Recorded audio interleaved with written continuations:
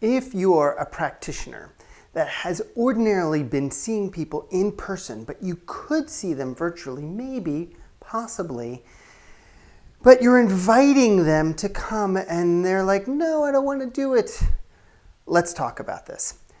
This is Mark Silver with Heart of Business. And, you know, we've had clients in this pandemic situation who have been not wanting to lose all of their client work and also want to continue supporting their clients who are still need help and support.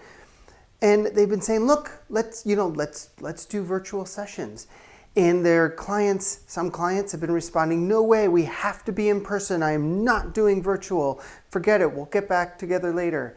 And this has been kind of devastating. And what I'm discovering as I talk to people is that it's kind of the way that you're doing the invitations that is maybe anticipating a negative response a little bit. Because honestly, if you as a practitioner say, hey, let's meet on Zoom or let's meet virtually, and your client says, it must be on person, are they the expert? I mean, I'm all into having clients feel empowered and like they can make their own choice. And of course, you can't force them to Zoom.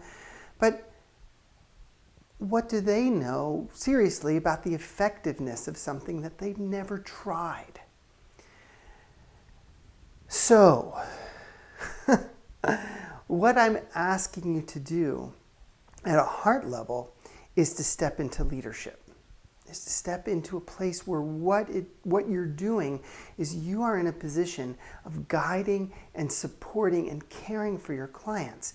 And this means not giving them too much authority in the situation. I know it sounds a little funny, but let me explain this. You know, I've often talked about this same dynamic in the topic of packages, you know, that what you're doing when somebody comes to you and you say, well, you know, you can come back if you want to, book when you feel like it. You know, it feels from a tentative practitioner, from a practitioner that's maybe not feeling very strong about that aspect of it.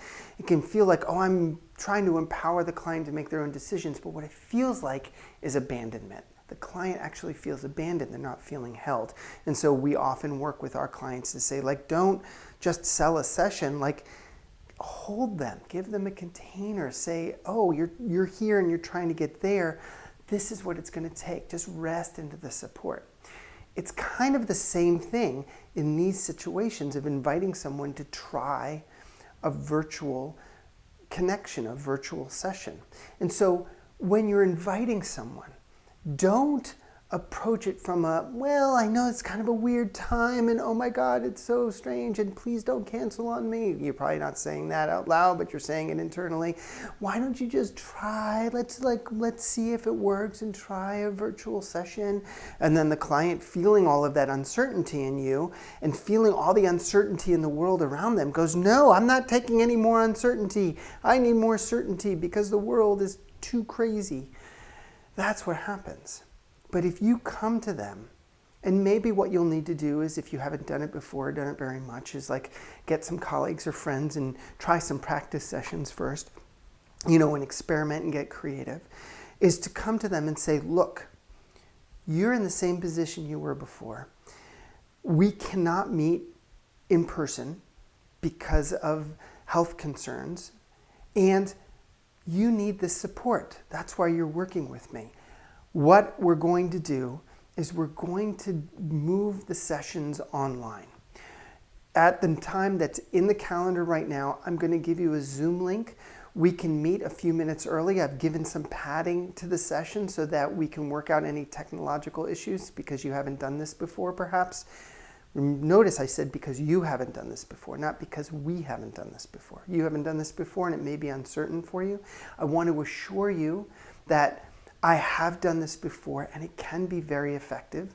And if it's true, of course, you can add in. I have colleagues who work like this all the time. It's not a big deal. And yes, of course, it's not as special as being in person, but let's not leave you abandoned in the midst of this kind of a situation. Notice what I was doing. It's like my container, my holding, my caring for the client never wavered. The bottom doesn't drop out.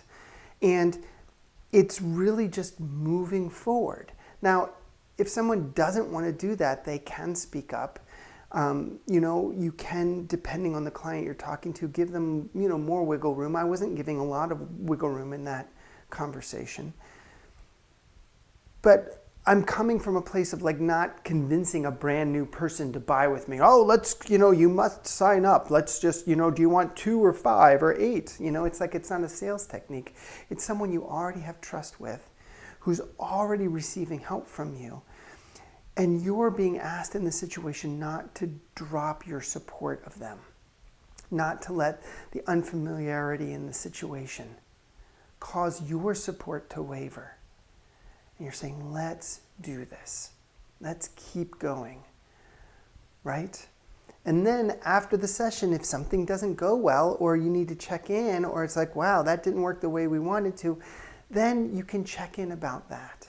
But I just want to encourage you, and you may not use my words, you may, you'll find your own way, but I want you to lean into the strength and the care that I'm sure you carry in the middle of a session and bring it to this context, helping them get to the session.